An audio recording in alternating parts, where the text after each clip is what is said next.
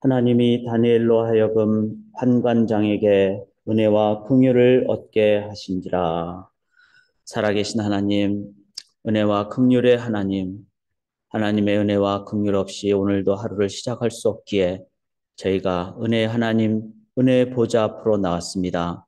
어디나 계시기에 예배당에 또 각 가정의 처소에 하나님이 함께 하심을 믿습니다. 각 가정이 교회가 되게 하옵시고 우리의 삶이 성전된 삶이 되기를 간절히 소원합니다. 주의 은혜로 이 시간 채워 주시옵소서. 온전히 주를 의지하옵고 믿사오며 살아계신 예수 그리스도의 이름으로 간절히 기도드리옵나이다. 아멘. 찬양하며 하루를 시작하겠습니다. 새 찬송가 384장, 통일 찬송가 434장, 나의 갈 길 다가도록 예수 인도하시니 주님 우리를 인도하심을 믿습니다. 믿음으로 찬양 올려드리도록 하겠습니다. 나의 갈 길 다가도록 예수 인도하시니 내 주 안에 있는 은총 어찌 의심하리요.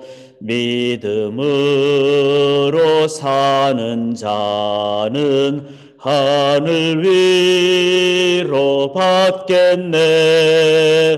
무슨 일을 만나든지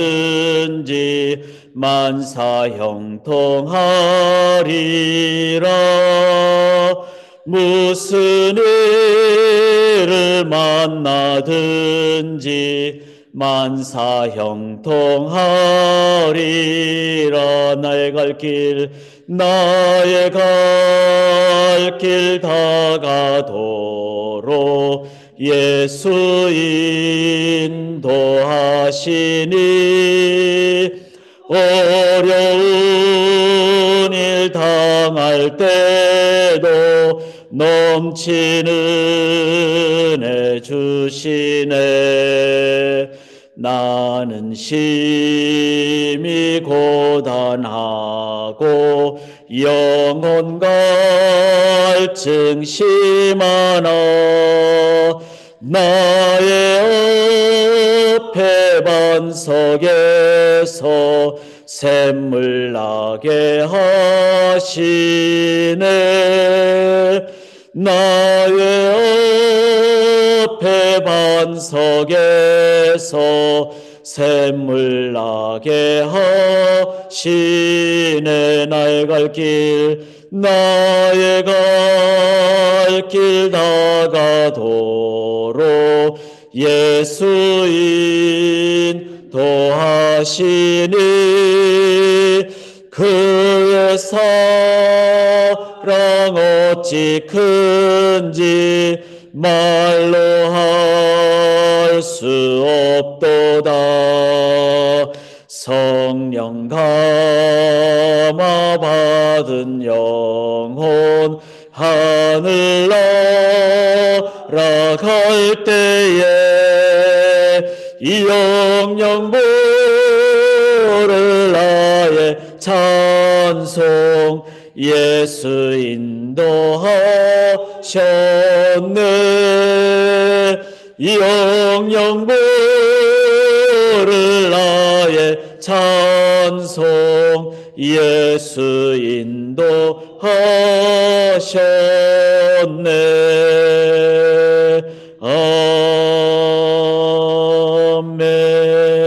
아멘. 아멘.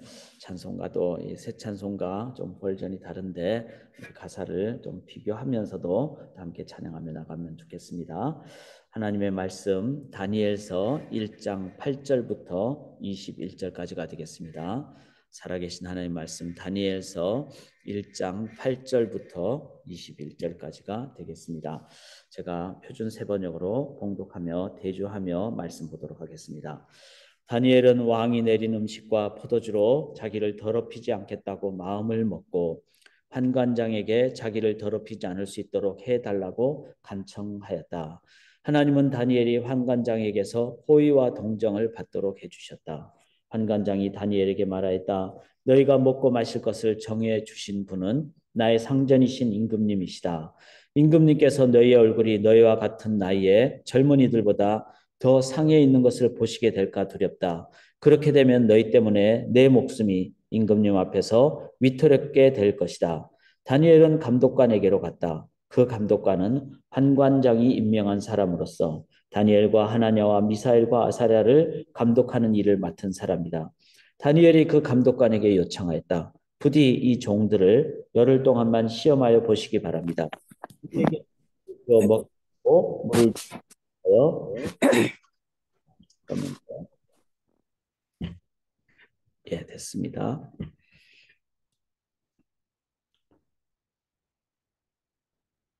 13절 제가 계속 읽겠습니다. 그런 다음에 우리의 얼굴빛과 왕이 내린 음식을 먹는 젊은이들의 얼굴빛을 비교하여 보시고 이 종들의 요청을 처리하여 주시기 바랍니다.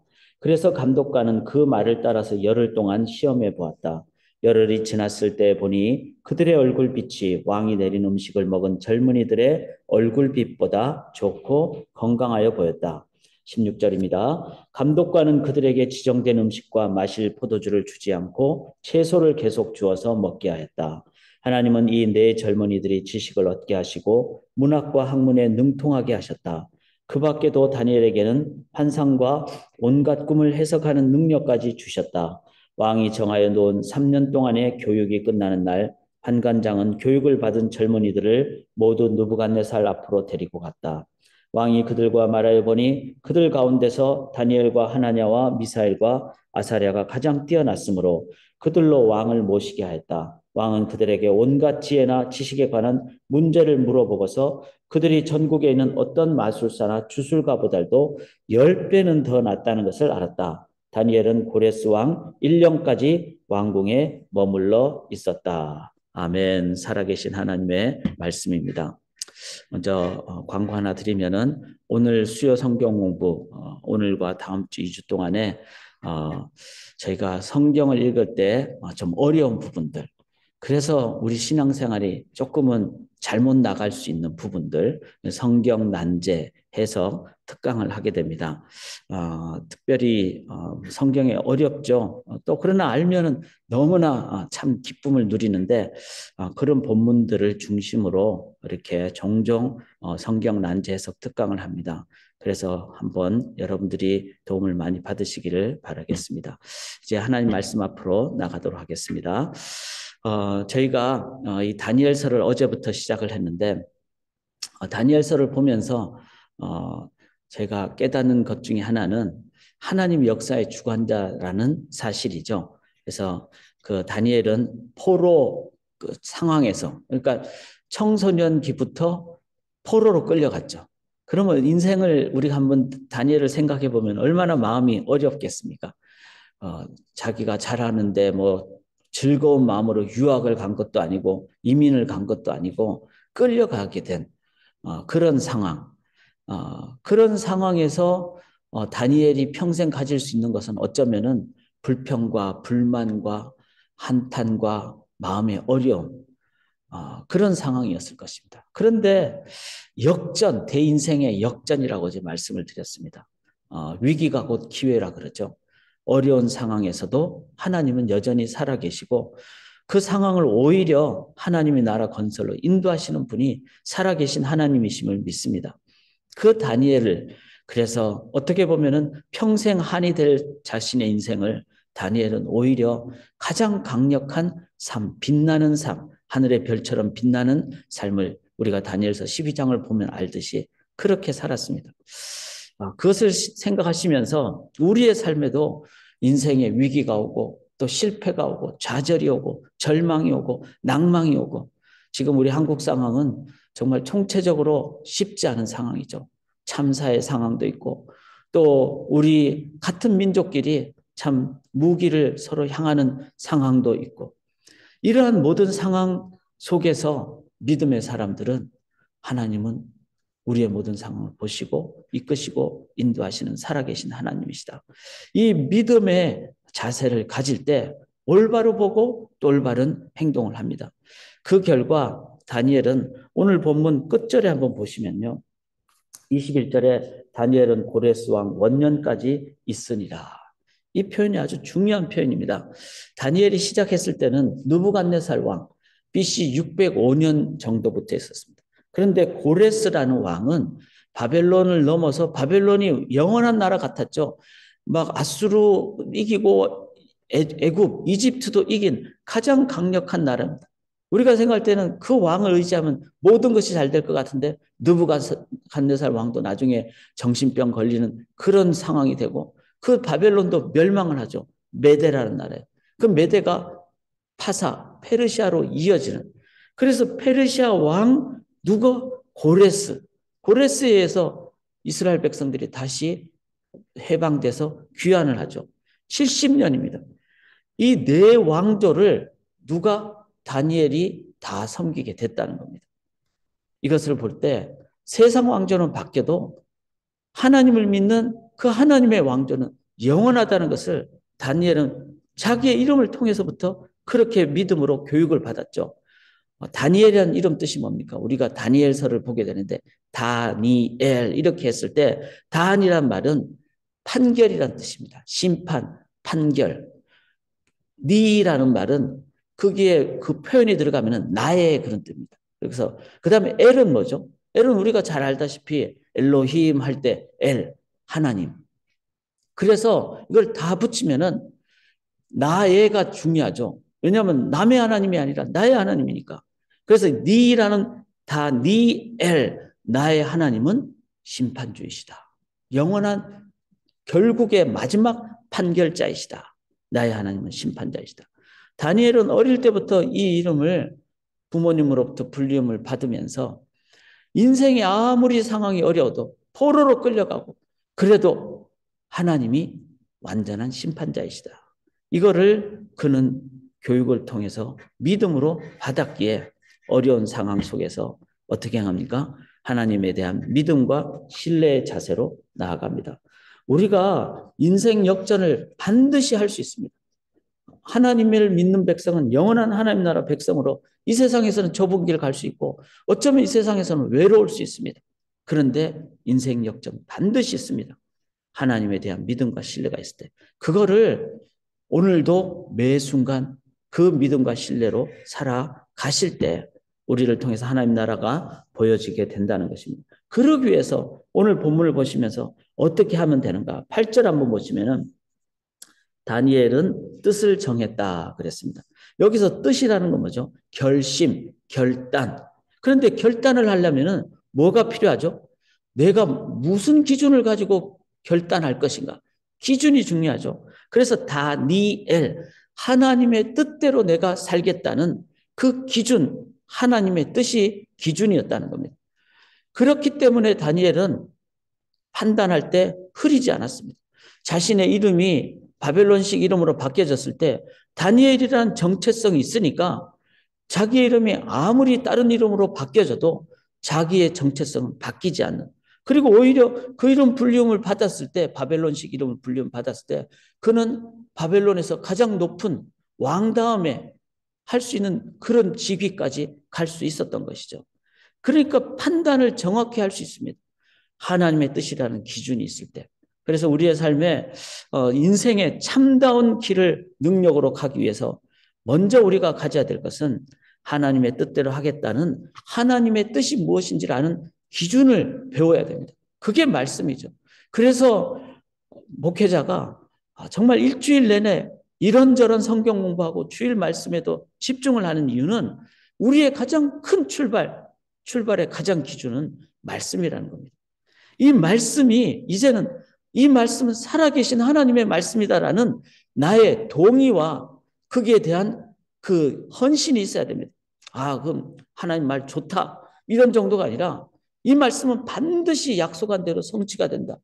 그러므로 나는 이 말씀에 순종하겠다라는 기준에 대한 나의 확실한 확신, 결심 이것이 있을 때 다니엘처럼 어떻게 합니까? 다니엘은 뜻을 정하여 마음에 결심을 하여. 그래서 우리가 오늘도 이 새벽에 평생 내가 말씀 붙잡겠습니다. 말씀과 다른 것은 타협하지 않겠습니다. 말씀을 기준으로 삼겠습니다. 그러기 위해서는 성경 공부에 진실해야 됩니다. 말씀 공부 없이 우리가 나아갈 수가 없습니다. 그리고 말씀은 살아서 운동력에서 찔러 쪼개기에 내가 말씀을 보는데 나중에 말씀이 나를 보고 나를 스캔하고 MRI 찍듯이 그렇게 말씀이 나를 다 보고 그리고 좌우에 날선 것처럼 관절과 영과 골수를 찔러 쪼개는 나를 변화시키는 것이 하나님의 말씀이다. 그래서 말씀 앞으로 나아가기를 원합니다. 자, 8절을 또 보시면요. 왕의 음식과 그가 마시는 포도주로 자기를 더럽히지 아니하리라. 이런 말씀에 대한 올바른 자세가 있을 때 그 다음 단계는 이제 그 말씀이 구체적으로 우리에게 가르쳐 주는 것인데 그 중에 하나가 뭔가 하면은 너희는 이 세대를 본받지 말고 오직 마음을 새롭게 함으로 변화를 받아 하나님의 선하시고 온전하신 뜻이 무엇인지 분별하도록 하라. 바로 말씀을 통해서 더 구체적인 시대의 문화에 대한 분석과 평가와 판단을 하게 된다는 것이죠. 특별히 문화 중에서 중요한 것이 음식입니다. 음식은 뭐죠? 음식은 자기의 정체성이 다 들어간 어릴 때부터 내 입에 맞는 음식을 먹으면 나이가 들어도 그 음식 먹으면 이렇게 마음의 위로를 받게 되는 것이죠. 그 음식, 그 다음에 문화에 대한 분석과 평가와 결단을 하게 되는 거죠. 특별히 왕의 음식과 그가 마시는 포도주라는 것은 뭐죠? 그거는 당시의 왕은 신과 같은 존재이기 때문에 이방 신을 모시는 그런 영적 혼탁이 들어갈 수밖에 없는 것이 바로 음식입니다. 또 그가 마시는 포도주인데 성경은 포도주에 대해서 술에 대해서 마셔야 된다 안 마셔야 된다 다 전체적으로 봅니다. 그렇지만 본문을 이런 부분도 우리가 성경 해석을 배워야 되겠죠. 그래서 술을 마셔야 된다 마시지 말아야 된다 이렇게 일편적으로 볼 것이 아니라 상황을 봤을 때 이것은 왕의 포도주. 그러므로 그 속에는 문화가 들어가 있고 이념이 들어가 있고 그 다음에 그렇게 잘못 먹게 되면 그 속에는 자신의 문화, 자신의 신앙의 정체성에 흔들림이 있게 되는 그런 상황이 됩니다. 그래서 다니엘은 다른 것은 몰라도 이 음식, 특별히 문화에 대해서는 자신이 분별하고 혼탁되지 아니하리라라는 결단을 하게 됩니다. 우리도 이런 상황을 우리 시대를 잘 보셔야 되죠. 시대가 많은 것을 쉽게 허용하는 시대입니다. 뭐 성적인 부분도 그렇고 그리고 음식 부분도 예를 들어서 술이 과한 부분 그 다음에 술 문화에 대한 혼탁한 문화 한국의 그런 이제 할로윈 문화에 대해서도 우리가 여러 각도로 봐야 되지만 아무 생각 없이 그리고 그냥 즐기겠다는 그런 마음으로 가는 그 부분에 대해서는 우리들이 정확한 문화에 대한 분별과 자세를 가져야 됩니다. 이런 부분은 구체적으로 조금은 자세하게 우리들이 함께 말씀을 보고 나누는 그런 시간도 앞으로도 가지게 될 것이고 가져야 된다고 생각을 합니다. 또 8절 한번 보시면요. 자기를 더럽히지 아니하도록 환관장에게 구한다 이렇게 나옵니다. 자, 다니엘이 하나님 분명히 살아계십니다. 하나님은 심판자입니다. 나의 심판자입니다. 그걸로 하지 않았어요. 그걸로 끝난 것이 아니라 그러면 그 하나님의 뜻이 뭘까 했을 때 문화와 특별히 구체적으로 음식을 보면서 이 음식은 이 이방신에게 바쳐진 그런 혼탁한 문화가 담긴 부분이므로 나는 이 부분은 함께 하지 않겠다. 정확한 기준을 가지고 결단한 다음에 그 다음에 다니엘이 한 것은 자기가 할 수 있는 최선의 노력을 다했죠. 그래서 안 먹겠다 이런 차원이 아니라 할 수 있는 최선의 노력 환관장에 구한데 어떻게 구하죠? 우리가 음식 가지고 한번 실험을 해보자. 안 먹겠다 그러면 누가 곤란해집니까? 이 환관장이 곤란해지겠죠. 그래서 구체적인 대안, 실험을 해보고 그렇게 했을 때 다니엘이 친구들이 열흘 동안 음식을 먹었는데 채식만 먹고 그 왕에게 바쳐진 음식을 안 먹었음에도 불구하고 훨씬 더 얼굴에 윤택한 모습을 보여요. 자, 이 부분은 우리가 어떻게 해석을 해야 될까요?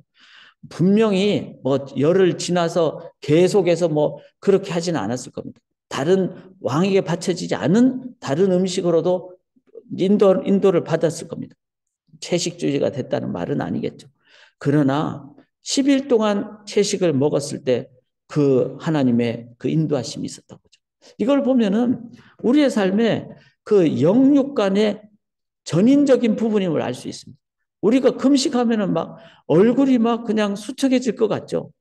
믿음의 금식, 하나님을 의지하는 그런 믿음으로 금식 기도를 했을 때 오히려 얼굴이 더 밝게 되고 오히려 더 힘을 얻게 되는, 그래서 더 얼굴의 어떤 육체적인 부분까지도 힘을 얻게 되는, 이거는 뭐죠?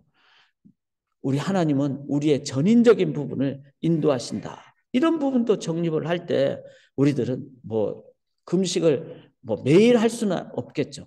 그렇지만 특별한 상황에 금식했을 때 오히려 우리의 몸을 통해서 우리를 인도하시는 하나님의 그 임재와 능력을 더 보여줄 수 있는 그런 삶을 살게 됩니다. 다니엘은 자신이 할 수 있는, 그냥 막무가내로 나는 안 먹겠다 이게 아니라 환관장에게 이런 절차를 제시를 하고 그렇게 인도함을 받게 되는 그런 삶을 살게 됩니다. 그리고 그렇게 했을 때 9절에 하나님이 다니엘로 하여금 환관장에게 은혜와 긍휼을 얻게 하신지라.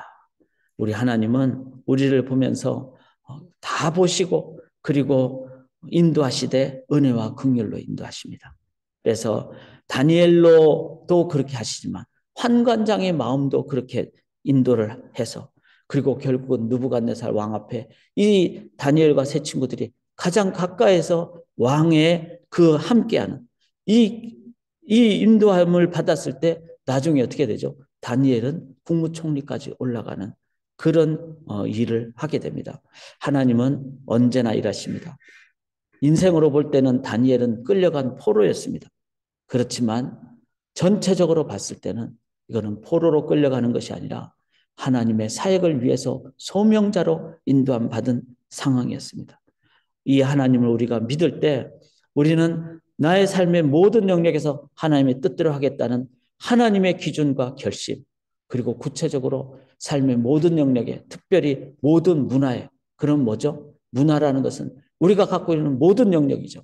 그래서 뭐 인터넷이라든지 아니면은 음식이라든지 아니면은 뭐 놀이 문화라든지 이 모든 것에 대해서 우리들이 정확한 분석과 평가를 하는, 특별히 이 부분은 우리 청소년, 청년들과 우리가 함께 나누면서 가르쳐야 될 줄 압니다. 뿐만 아니라 할 수 있는 최선의 노력, 환관장에게 무조건 안 먹겠다가 아니라 그런 제시를 했을 때, 그리고 인도함을 받았을 때 오히려 환관장, 느부갓네살 모두에게 저 사람들은 다르구나 하나님의 살아계심을 보여주게 됩니다. 이 모든 상황 위에 누가 계십니까? 은혜와 긍휼을 얻게 하신 하나님이 계십니다. 말씀드렸듯이 마지막 21절은 다니엘은 고레스 왕 원년까지 있으니라. 왕들은 다 죽어도 70년 동안 다니엘은 적지에서, 이방 나라에서 오히려 하나님의 큰 계획 안에 도구가 되는 삶을 살았습니다. 이스라엘 백성들이 말이 70년이지 포로로 70년 있으면은 세대가, 두 세대가 넘는 세대가 변합니다. 두 세대가 넘으면 완전히 정체성을 잃어버리게 됩니다. 그런데 다니엘과 그리고 에스겔 이런 선지자 말씀을 통해서 이스라엘 백성은 70년이 지나도 말씀으로 다시 인도함을 받게 됐던 것이죠. 어쩌면은 하나님은 이 시대에 우리로 하여금 그런 선지자적인 사명을 감당하라고 말씀하십니다. 다니엘처럼 우리가 이 시대에 이 믿음의 삶으로 살아가심으로 상황이 어려운 이때 오히려 하나님의 위로와 은혜와 긍휼을 함께 나눔으로 새롭게 나아갈 수 있는 그 도구가 되는 선지자적 사명을 감당하는 주의 교회 되기를 주님의 이름으로 간절히 기원합니다. 살아계신 하나님, 언제나 하나님 살아계십니다. 하나님 은혜와 긍휼로 우리를 인도하십니다.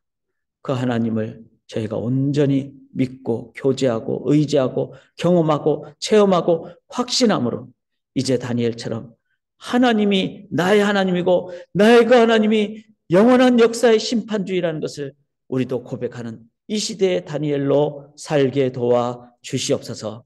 다니엘이 뜻을 정하여 하루 3번 기도했기에 음식과 문화에 대해서도 정확한 분별력을 가졌듯이 우리도 뜻을 정하여 하나님 말씀 앞으로 나가고 하루 3번 기도하는 무릎의 삶을 삶으로 하나님의 뜻을 깨닫고 이 세상에서 온전한 기준으로 살고, 그래서 느부갓네살 왕을 오히려 이끌어가는, 세상을 이끌어가는 주의 백성들 되게 인도하여 주시옵소서.